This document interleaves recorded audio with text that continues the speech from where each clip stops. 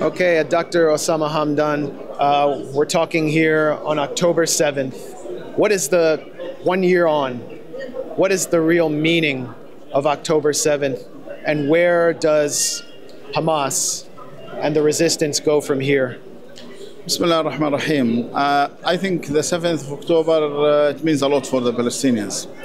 First of all, everyone understands that before the 7th of October, the Israeli government, they were talking about dismantling the Palestinian cause. There is no Palestinian cause, there is no Palestinian people. They were talking about deporting the Palestinians from West Bank and Gaza, either to Jordan and Egypt. They were talking about Judaizing Jerusalem. They were talking about expanding in the region through the normalization.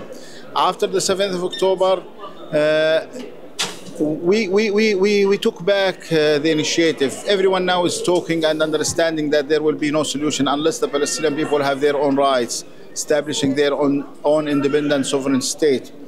It shows the entire world, the real face of the occupation, the real face of Israel as an occupier, how they are killing the children, the women, and the civilians. It brings the international community to understand that the support of the United States for Israel is against the international law. It's against it's a double standard measurement for the whole issue. I think we are in a position, although there is a huge sacrifices from the Palestinians, but we are in a position that everyone starts to understand the Palestinian cause, the real cause of Palestine as an occupied land, and it's supposed to be liberated from the occupation. The leadership of Israel defines victory as the elimination of Hamas, and it has killed many of your leaders, many of your constituents. How does Hamas, 1 year on from October 7th, define victory? We still define victory by standing for the cause and continuing the resistance. And the final victory is the liberation of the Palestinian lands and building our own Palestinian independent state. We know that through this way, we have to sacrifice as Palestinians. We have sacrificed for 76 years. Even before the 7th of October, there was sacrifices from the Palestinians, all those for 7 decades. So there is no meaning of you just sacrifice, being killed without having a goal, and you sacrifice now with a great and a very important goal, the liberation of your land and your people. We saw a transition of in the mentality of Hamas leadership from Khalid Mishal and Ismail Haniyeh to Yahya Sinwar inside Gaza, which led to the October 7th operation. Now we've seen Israel kill Marwan Issa, Mohammed Deif, many leaders. Yahya Sinwar's underground. And you mentioned yesterday that new leadership is emerging. How would you characterize the mentality of the new leadership after this moment? Well, I have to start by saying that the Israelis are talking about the assassination of Mohammed Deif, but they are not telling the truth. Is Deif alive? Yes, Alhamdulillah Rabbil Alameen. He's still alive and he's still leading his troops. I have to say that this transition and the movement by the leadership, we are talking about Khalid Mishal, who left the position according to our arrangements, but he is still an effective leader in Hamas. Ismail Haniyeh was assassinated by the Israelis, and that brings an important push for the people that the number one leader, he sacrificed for the cause, so you have to follow his steps. Yahya Sinwar, his importance that he was the one who initiated the 7th of October, and he's still staying in Gaza among his own people, among his own fighters. I believe we are still committed to our great goals, the liberation of the Palestinian people and the land, and we will continue this using all what we can do. The military struggle and the political struggle, also talking to the people, not our Ummah only, even the free people in all over the world. We believe that we have to gain the support for this cause. We are still working on different levels.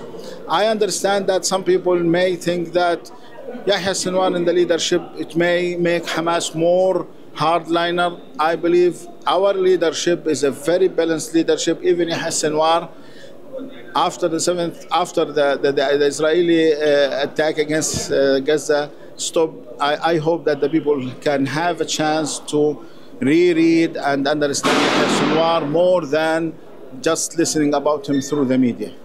U.S. media right now is filled with quotes and testimonies from average Palestinians in Gaza who say that they wish that October 7th had never happened because their cities were destroyed and their lives have been turned upside down. What do you say to them and to that narrative?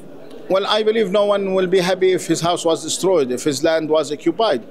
But those people in Gaza, their houses were destroyed in 1948. Most of the population in Gaza, they are refugees coming from several parts of Palestine.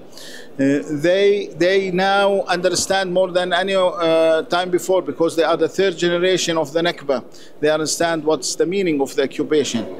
I believe no one wants to face the terrible situation which they are facing, but they also say at the same time, what is happening now in Gaza, it shows us that there is no way to overcome this occupation, to get rid of this occupation unless resisting this occupation.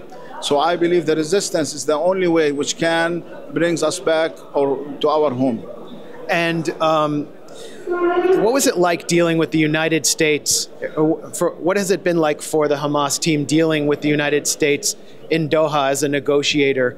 Was there any chance of a ceasefire under U.S. negotiation? And is it true that Hamas accepted the terms for a ceasefire in early May?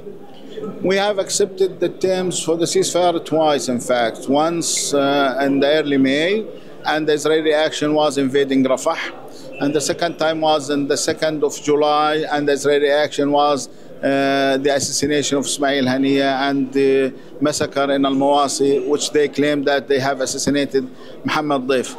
What I want to say that the Americans, they are trying to identify themselves, the United States administration, as a mediators, while in fact they have a full partnership with the Israelis in killing the Palestinians. They are weaponizing the army, they are sending money, finance to Israel, and they are supporting the Israel on the political level. We know how they have used the veto against the Palestinians several times during the last year in the Security Council, International Security Council.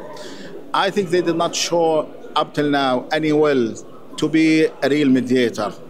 Just if they've told the Israelis, we will not send any more weapons or we will not finance your war, I think this will bring a ceasefire. Till now, they did not show that they are really willing to have a ceasefire, unfortunately for that. And how long will this war last? I think is Hamas ready? We have no choice as Palestinians and as Hamas. We have to continue our resistance against the occupation while they are attacking the Palestinians. The ceasefire in the hands of the Americans and the Israelis. If they want to continue the war, we will continue defending ourselves and our people.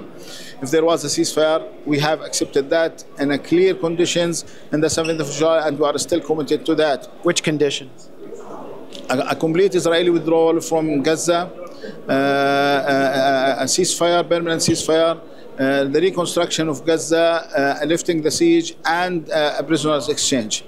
I believe there was a written paper, it was introduced by the Americans, in fact, and we accepted that, while the Israelis have said no, and they added more conditions and they changed some important points in the paper. What I want to say, we are ready to reach the ceasefire on our long path to the freedom, but also we are ready, if there was no ceasefire, to continue the fight against the occupation. Dr. Osama Hamdan, thanks very much for speaking to us at the Grayzone. Thank you very much. Hope to see you soon, inshallah. Thank you.